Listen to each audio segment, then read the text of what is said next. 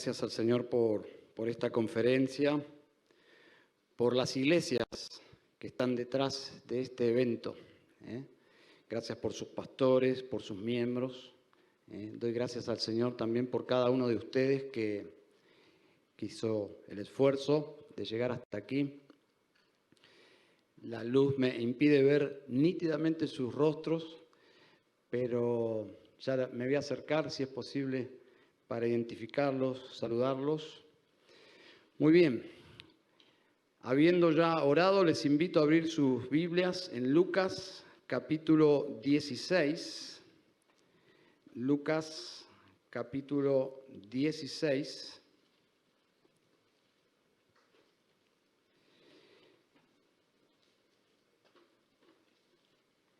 Un predicador bíblico siempre sospecho que hace la misma oración: Señor, no me dejes decir nada que distraiga a mis hermanos y al auditorio del propósito por el cual estamos aquí.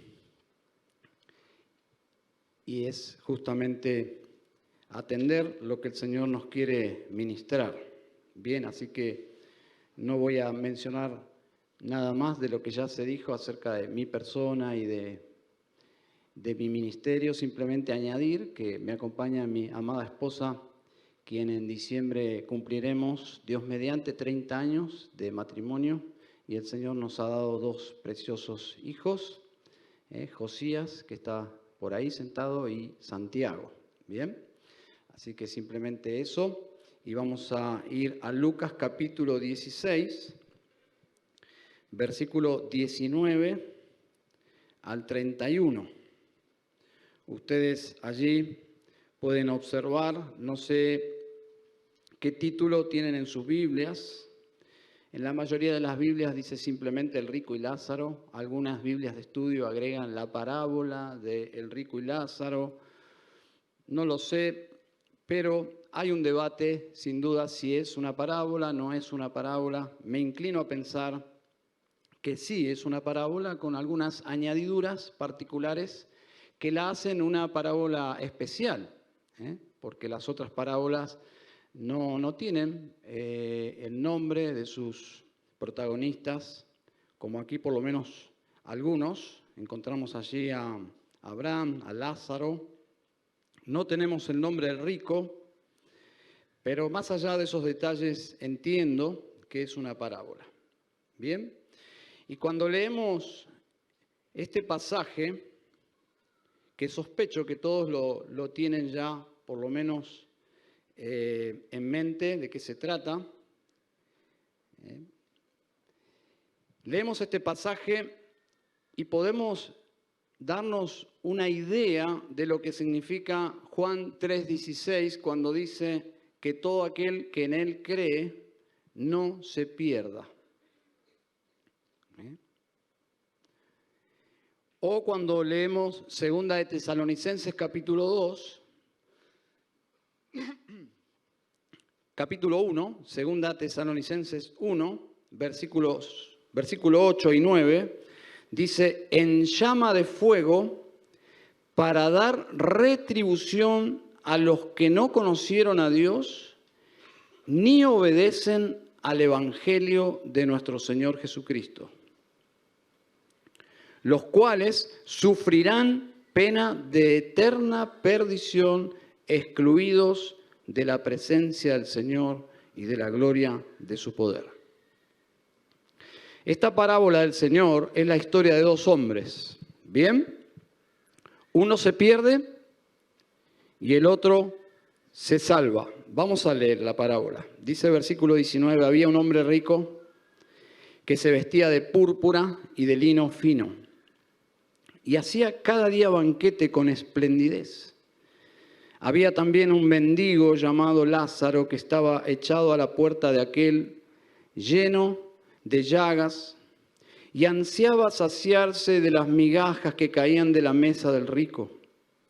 Y aún los perros venían y le lamían las llagas. Aconteció que murió el mendigo y fue llevado por los ángeles al seno de Abraham, y murió también el rico y fue sepultado. Y en el Hades alzó sus ojos estando en tormentos y vio de lejos a Abraham y a Lázaro en su seno. Entonces él, dando voces, dijo: Padre Abraham, ten misericordia de mí y envía a Lázaro para que moje la punta de su dedo en agua y refresque mi lengua, porque estoy atormentado en esta llama. Pero Abraham le dijo: Hijo, acuérdate que recibiste tus bienes en tu vida y Lázaro también males, pero ahora éste es consolado aquí y tú atormentado. Además de todo esto, una gran cima está puesta entre nosotros y vosotros, de manera que los que quisieren pasar de aquí a vosotros no pueden, ni allá pasar acá.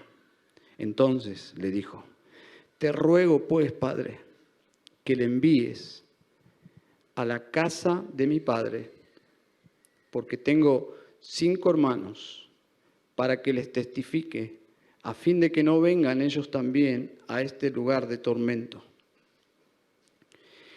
Y Abraham le dijo: A Moisés y a los profetas tienen, óiganlos. Entonces dijo: No, Padre Abraham, pero si alguno fuere a ellos de entre los muertos, se arrepentirán. Mas Abraham le dijo: Si no oyen a Moisés y a los profetas, tampoco se persuadirán, aunque alguno se levantare de los muertos. Descartamos la idea errónea que los pobres, cuando mueren, van con Dios, y que los ricos se pierden por el solo hecho de su condición social. Descartado. También descartamos la idea que los que sufren en este mundo automáticamente pasan a la otra vida a disfrutar, yendo al paraíso por el solo hecho de haber sufrido en la tierra. Leamos para tener más entendimiento algunos versículos antes, por favor. Vamos a ir hacia atrás, en el mismo capítulo, al versículo 14. Y oían también todas estas cosas los fariseos, que eran avaros, y se burlaban de él. Avaros, amantes del dinero. Y se burlaban de él, del Señor Jesucristo. Versículo 15. Entonces les dijo: Vosotros sois los que os justificáis a vosotros mismos delante de los hombres, mas Dios conoce vuestros corazones. Porque lo que los hombres tienen por sublime delante de Dios es abominación. Volvemos a la parábola, con esto en mente, este es el contexto. El rico tenía la vida ideal que todos los oyentes de esta historia deseaban y querían tener. Pero este otro hombre allí pobre en la puerta de su mansión, tenía algo mucho más sublime. Gracias, amor. Muy amable, Alejandro.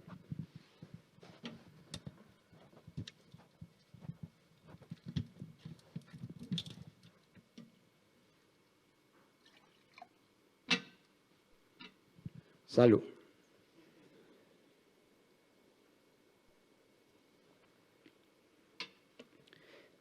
El hombre de la puerta de la mansión, ese pobre hombre tenía algo mucho más sublime, pero que solo Dios podía observar. Una esperanza que trasciende esta vida. Ese hombre es Lázaro, y eso sublime que tenía es muy claro. Dice el versículo 22, murió el mendigo y fue llevado por los ángeles al seno de Abraham. Ese mendigo se fue con Abraham. El mendigo pasó a las mansiones celestiales con Abraham.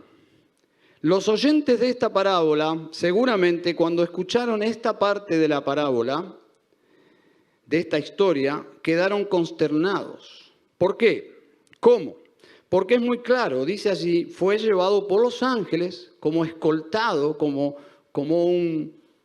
una gran persona, el mendigo, por los ángeles al seno de Abraham. ¿Qué está diciendo Jesús? ¿Qué están entendiendo no solo los lectores, sino el auditorio original cuando Jesús está mencionando esta parábola? Estaban los fariseos allí y multitudes, sus discípulos.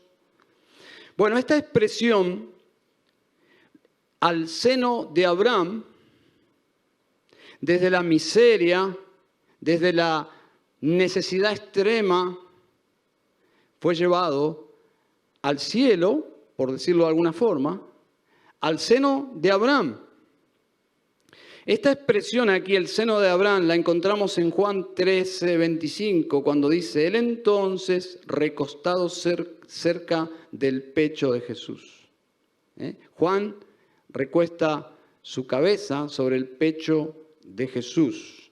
Lázaro, el mendigo, está recostado ahora, ya no en la miseria, sino en el pecho de Abraham. Muere y es llevado con Abraham y llega y se recuesta después de tanto sufrimiento. ¿Se imaginan ese encuentro?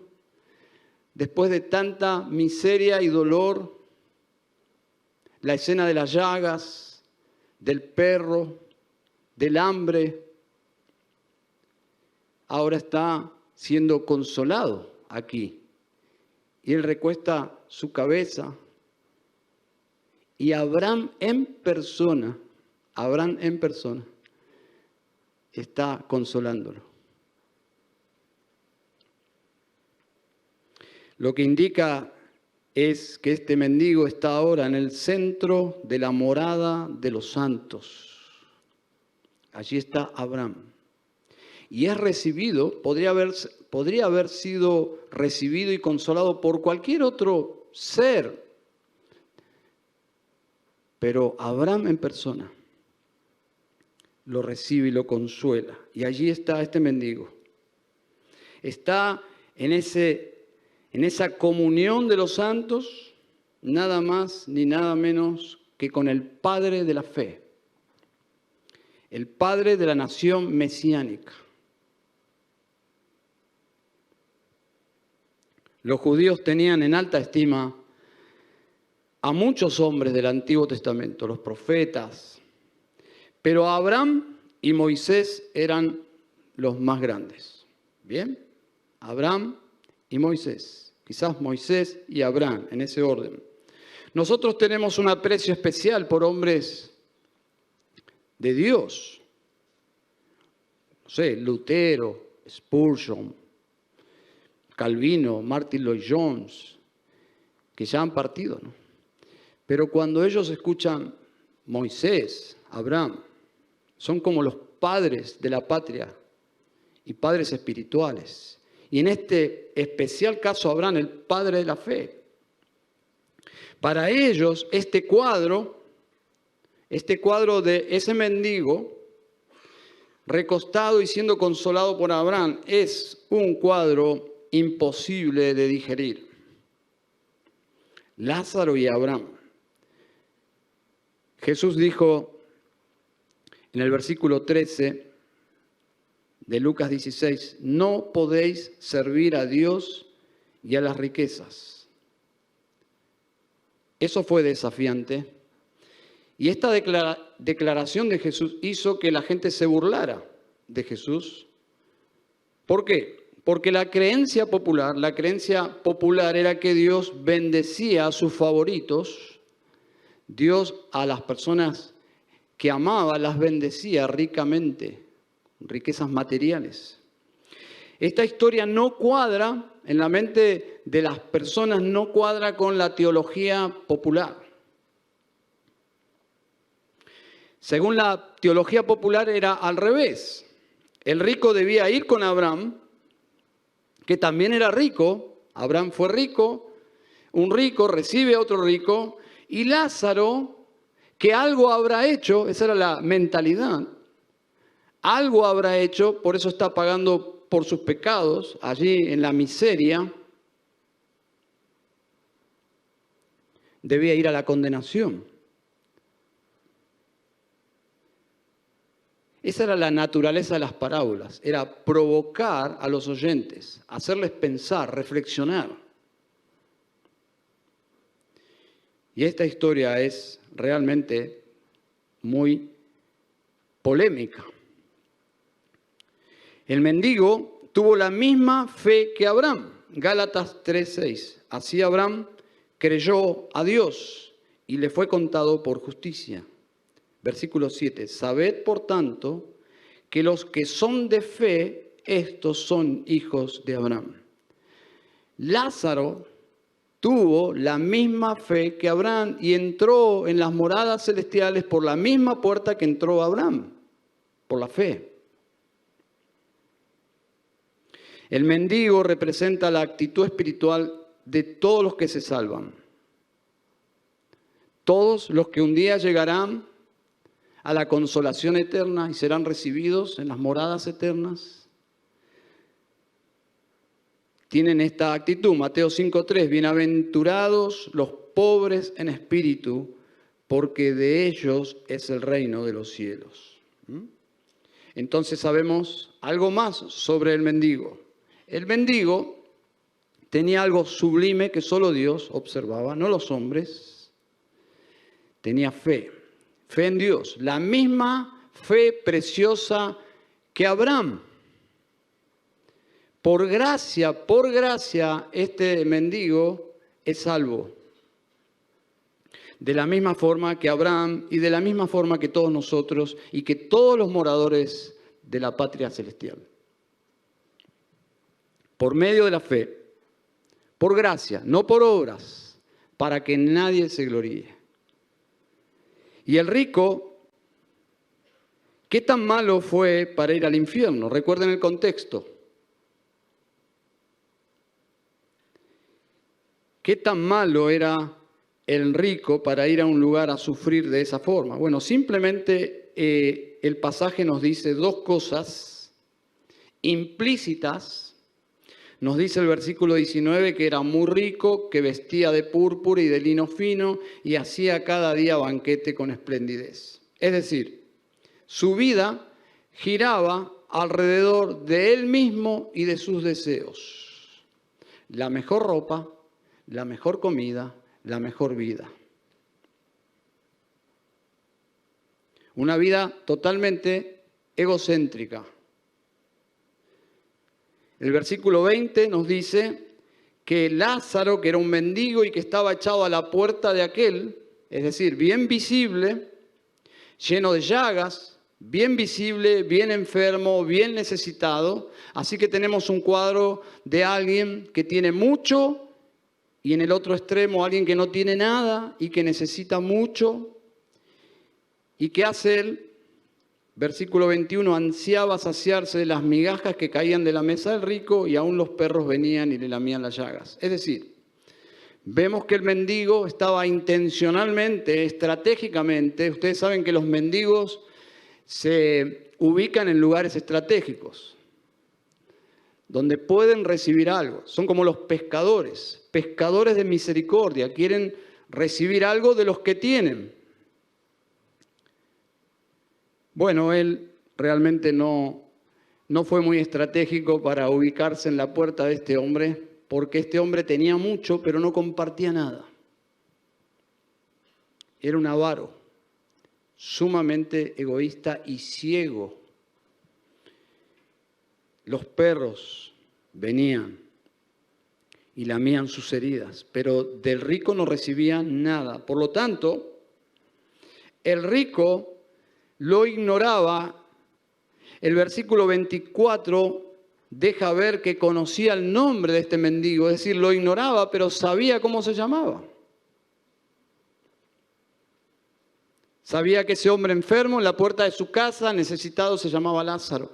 pero nunca hizo nada por Lázaro. Por tanto, según la versión resumida de toda la Biblia, que amarás al Señor tu Dios con todo tu ser y al prójimo como a ti mismo, esa versión bien resumida de la ley y los profetas, este hombre la quebrantaba absolutamente en su totalidad.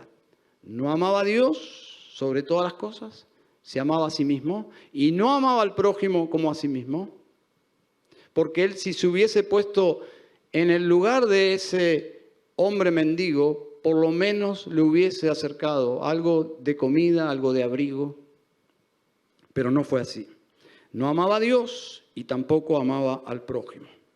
Cuando yo era niño, estudié algún tiempo en una escuela religiosa y recuerdo, para mi sorpresa, porque yo no pertenecía a esa religión,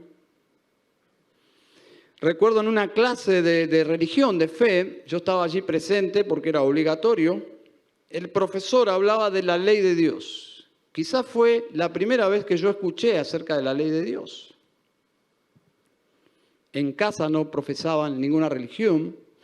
Por lo tanto, estando allí, teniendo 13, 14 años, escuela secundaria, técnica, este hombre hablando de la ley de Dios, lo primero que yo pensé, hablando de que había que amar a Dios sobre todas las cosas y al prójimo como a sí mismo, yo escuché eso y pensé, eso es imposible.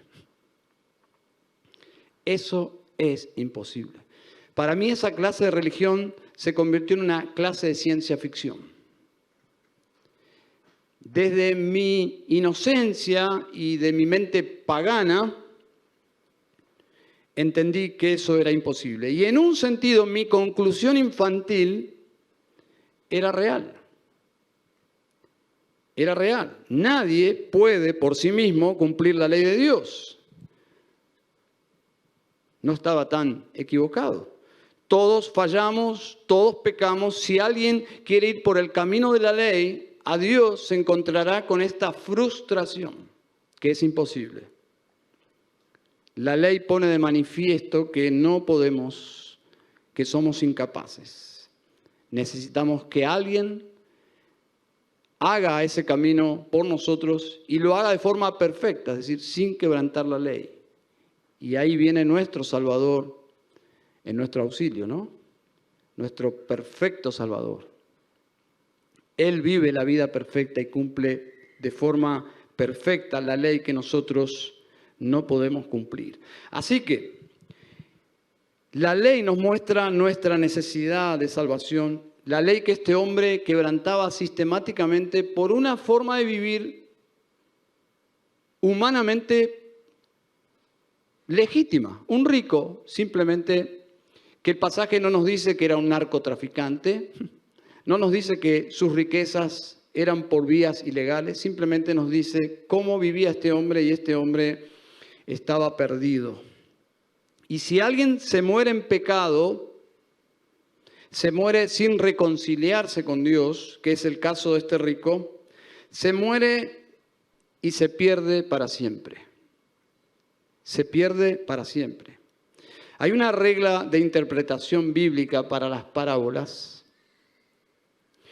y es que todas las parábolas tienen una gran enseñanza. ¿Bien? Por lo menos los eruditos en parábolas nos dicen que toda parábola nos desafía a encontrar una gran enseñanza.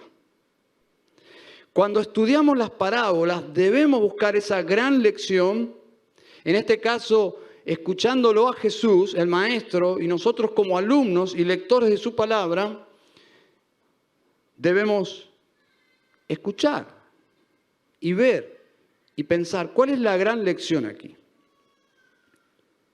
Y en esta parábola no es la excepción, la lección fundamental se encuentra al final. Y vamos a concluir allí en minutos. Pero permítanme mencionar información secundaria, y aclaro, secundaria sobre la vida en el más allá que vemos aquí en esta parábola. Simplemente información secundaria de las personas que mueren sin Cristo. ¿Está bien? De esta parábola no podemos llegar a la conclusión que hay tal cosa como una doctrina del sueño del alma, como algunas religiones enseñan. Que una persona muere y entra a dormir. No hay tal cosa como un purgatorio. La Biblia no enseña que existe tal cosa. No hay tal cosa como reencarnación, descartado. Y no hay tal cosa como aniquilación. No existe. No dejamos de existir. Todas mentiras del diablo para engañar a la gente. Hebreos capítulo 9, versículo 27 dice: de la manera que está establecido para los hombres que mueran una sola vez, y eso es científico, que mueran una sola vez y después de esto el juicio. Dios no nos miente, Dios dice que vamos a morir una vez, y este pasaje no nos miente sobre lo que sucede después. La Biblia no miente. La gente desafía a la Biblia, desafía la muerte, enfrenta la muerte sin considerar lo que la Biblia enseña, y la Biblia dice que si alguien muere sin Cristo, después de esto el juicio. El juicio. Y si se enfrenta a Dios sin un Salvador, se enfrenta a Dios en sus pecados, perdición eterna. Ambos personajes en esta historia, en esta parábola, están conscientes. Hay frases desgarradoras aquí, versículo 24. Padre Abraham, ten misericordia de mí, envía a Lázaro que moje la punta de su dedo en agua, refresque mi lengua, estoy atormentado en esta llama. Y creemos en el infierno es un lugar real.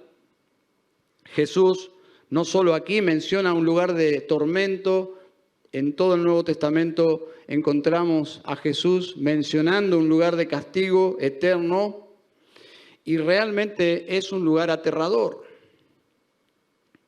En este lugar las personas piensan, están conscientes, sus mentes nunca dejan de trabajar y pensar y pensar. Y este hombre recién llegado a la condenación saca sus conclusiones. Saca sus conclusiones por pensar. En este lugar las personas piensan en las cosas que sí son importantes. Este hombre vivió en la vanidad. Me imagino a este hombre mirándose en el espejo, su ropa púrpura. Diríamos, en nuestro contexto, su ropa de las mejores marcas, sus inversiones en sí mismo. Pero ahora está pensando en las cosas que sí realmente son importantes, en las cosas eternas. Versículo 27. Entonces le dijo: te ruego, pues, Padre, que le envíes a la casa de mi padre. Tengo 5 hermanos, para que les testifique. Observaron el lenguaje que usa Jesús aquí ya, ¿no? Ya casi como anticipando el idioma de la iglesia. Testificar. Que les testifique a fin de que no vengan ellos a este lugar de tormento. Ahora él, estando allí, entiende de qué se trata la vida misma. La vida no se trata de la ropa. La vida no se trata simplemente de comer. Tenemos que comer.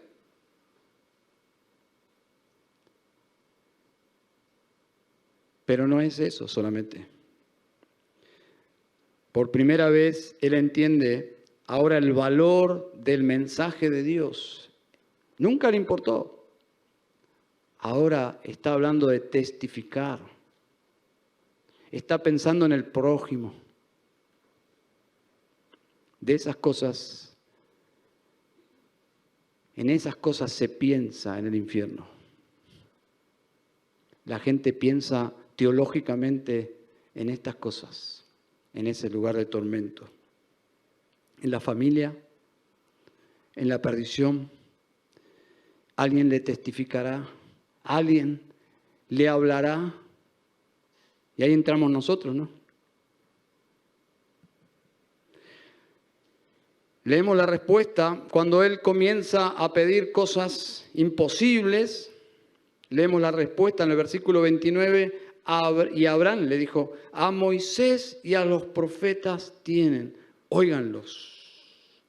Y estamos llegando a la gran verdad de esta parábola. Los pecadores se persuaden solo por la palabra de Dios. En nuestro lenguaje de conferencia, en este fin de semana, a Moisés y a los profetas tienen, podríamos decir, las escrituras son suficientes. La Biblia, que lean la Biblia, que escuchen la predicación de la Biblia. Eso es lo que significa, en ese contexto, a Moisés y a los profetas tienen. El padre de la fe nos dice aquí dónde se produce la fe que salva. Abraham, el padre de la fe, nos está dando una cátedra de cómo las personas llegan a la salvación. A Moisés y a los profetas tienen, óiganlos. Qué gran palabra, óiganlos. De hecho, es lo que ustedes están haciendo ahora. Hay un valor, no es un tiempo muerto esto. Este tiempo es una inversión espiritual, profunda, espiritual, para el reino de Dios y para el bien de tu alma. Oír la palabra de Dios. Dice aquí Abraham, óiganlos, a Moisés y a los profetas. Es por la palabra de Dios que se produce la fe. Es la gran verdad que enseña esta parábola y es lo que Pablo menciona en Romanos 10, 17, cuando dice que la fe salvadora, es por el oír y el oír por la palabra de Dios. No oír cualquier cosa. No oír charlas espirituales o de espiritualidad. No, es oír la palabra de Dios. Allí se produce la fe. Podemos decir sin dudas que este pasaje habla de la suficiencia y la autoridad de las Escrituras. Versículo 30. Él entonces dijo, no, padre Abraham. Comienza a discutir en un sentido. Pero si alguno fuere a ellos de entre los muertos, se arrepentirán. Es un argumento sólido, ¿no? Si de repente Lázaro aparece vivo, eso es un impacto. Un milagro. Los milagros producen fe y me imagino que si las campañas de milagros y poder son verdad, entonces mucha gente está viniendo a la verdadera salvación por ver milagros, pero no es lo que dice nuestro pasaje. Y no es la respuesta de Abraham. Abraham está representando en un sentido como un profeta la palabra de Dios. Es la respuesta de Dios a este hombre perdido. Y le dice a Abraham, si no oyen a Moisés y a los profetas, tampoco se persuadirán aunque alguno se levantare de los muertos. Abraham está respondiendo con mucha paciencia. De hecho, le dice, no funciona la fe así. El padre de la fe está dando una cátedra de la fe y está diciendo, la fe no funciona así. No funciona. ¿Cómo funciona entonces? Si no oyen a Moisés y a los profetas, no funciona. No hay fe, no se produce una fe salvadora. Puede producirse algún nivel de fe, pero que no te conduce a la vida eterna. Me imagino que si uno observa un milagro o un aparente milagro, ese es otro asunto, ¿no? Pero si en una campaña de milagros y tipo un show de la fe, alguien siente que su fe renace o aparece, si bien es cierta fe, no es la fe que te conduce a la vida eterna. La fe genuina, dice Abraham, el padre de la fe, es por oír la palabra de Dios. No hay salvación fuera de la palabra de Dios. No estoy diciendo nada nuevo, ¿verdad? Si ustedes vinieron para escuchar cosas nuevas, si vinieron a escuchar un conferencista, no soy conferencista, soy un simple pastor de iglesia y no voy a decir nada nuevo, pero nuestras almas se alimentan de escuchar las viejas y profundas verdades. Escuche esta preciosa verdad. No hay salvación fuera de la palabra de Dios. ¿No crea en nosotros una tremenda responsabilidad y carga? ¿No seríamos nosotros en esta parábola los que deberíamos testificar?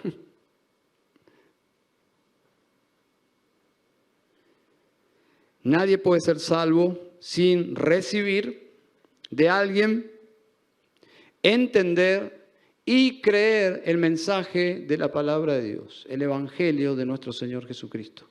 Nadie. Y lamentablemente este conflicto de la suficiencia de las Escrituras nos separa de la mayoría de las iglesias evangélicas. Porque no todas las iglesias están convencidas de esta verdad. De la suficiencia, de la autoridad de la palabra de Dios. Entonces, preguntas. ¿Qué debo hacer para ser salvo?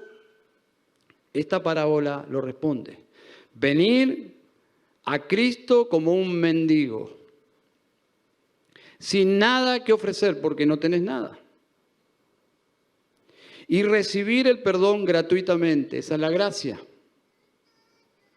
Él pagó por el culpable en la cruz, por todos nuestros pecados.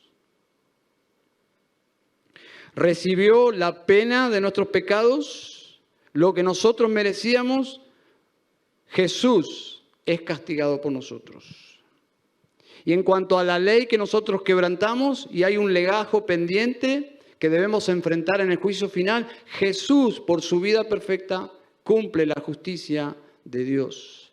Por lo tanto, lo que mencionaba nuestro hermano amado Martín, el intercambio divino, ¿no? Y precioso. La pregunta es, ¿puedes mirar esa cruz sangrienta, violenta, ese espectáculo horrible que alimentaba las burlas de las personas, el morbo? Pero puedes ver teológicamente ese cuadro y decir, el que está muriendo ahí es Jesús, el Hijo de Dios, y está muriendo por mí. ¿Podrías hacer esa conexión? ¿La crees de todo tu corazón? Él está muriendo en mi lugar. ¿Crees que Cristo, el que murió realmente en la cruz y fue puesto su cadáver en una tumba, resucitó al tercer día de los muertos? ¿Crees eso? De todo corazón. Ese es el fundamento del cristianismo, ¿no? No es ciencia ficción, eso sucedió. El que murió en la cruz y fue sepultado, volvió, porque era Dios. Tienes que venir a Cristo abandonándote a vos mismo y confiando en Él o a Él tu salvación. Nada podemos hacer por nosotros mismos. Venir a Cristo y ser salvo es totalmente por gracia. Y quería hacer ese énfasis porque quizás puedo caer en el error de asumir que todos los que estamos aquí presentes ya hemos venido a Jesús. Si has venido a Jesús, ya lo amás. Ya lo amás, ya lo conoces. Pero si hay alguien presente aquí que no conoce a Jesús, Él es precioso. Él es un Salvador maravilloso. Así que vienes a Él y eres libre de todos tus pecados y de toda condenación, eternamente. Esas son buenas noticias, ¿no? Ese es el Evangelio de nuestro Señor Jesucristo. Le cedes a Dios el derecho que Él tiene, porque es Dios y Señor, de hacerle tu Salvador por la fe. Conclusión. Quiero concluir diciendo que el gran tema de este pasaje no es la condenación, si bien está implícita. El gran tema de este pasaje, de esta parábola, es el único medio suficiente para salvar. Es la palabra de Dios. Óiganla, léanla. Recuerdo pensaba que estuve en una ocasión en un lugar como este, un teatro en Buenos Aires. Se presentaba un conjunto de música evangélica, música gospel. Y allí estábamos con mi esposa y entre las canciones, un hombre pasó adelante, tomó el micrófono, un hombre no muy viejo, un hombre joven. Y este hombre contó su historia. El teatro se hizo un silencio cuando él comenzó a contar su historia, porque este hombre había estado preso, fue uno de los delincuentes más peligrosos y buscados de los años 70 o algo así. Este hombre fue encerrado como un animal salvaje, fue incomunicado, aislado totalmente. Su situación mental y penal era irreversible, él lo estaba contando, hasta que alguien puso en su celda un pequeño libro azul, el Nuevo Testamento de nuestro Señor Jesucristo. En su soledad, este hombre contaba, comenzó a leer, y a leer, y a leer, y a leer. Y la lectura de este pequeño libro poderoso transformó a este terrible delincuente en un ser profundamente amoroso, profundamente amoroso. Costaba conectar la descripción que él estaba haciendo de sí mismo con el hombre que uno estaba ahora escuchando, un hombre totalmente transformado. ¿Cómo se produce eso? Dice Abraham, a Moisés y a los profetas tienen, óiganlos, casi como diciendo, oigan la palabra de Dios y verán cosas asombrosas. Verán el gran poder de Dios. No subestimen, como la gran mayoría del pueblo evangélico subestima este libro. El Padre de la Fe nos dice, Dios nos dice, oigan y verán el gran poder y la gloria de Dios en las personas. Cuando le preguntaron sobre la reforma y el rol de la reforma a nuestro hermano Martín Lutero, todos conocen, ¿no? Me imagino que todos en alguna oportunidad habrán escuchado su humilde declaración sobre su protagonismo en la reforma. Él dijo, la verdad, mientras yo dormía y estaba con mis amigos, la palabra debilitaba al papado de forma tan grandiosa que ningún príncipe o emperador consiguió causarles tantas derrotas. Y Lutero dice, yo no hice nada. La palabra lo hizo todo. Vamos a orar. Querido Señor, ayúdanos a amar tu palabra. Tu palabra nos transformó a nosotros, Señor, por oírla. Y cuando la predicamos, cuando la compartimos, tiene un poder, Señor, asombroso.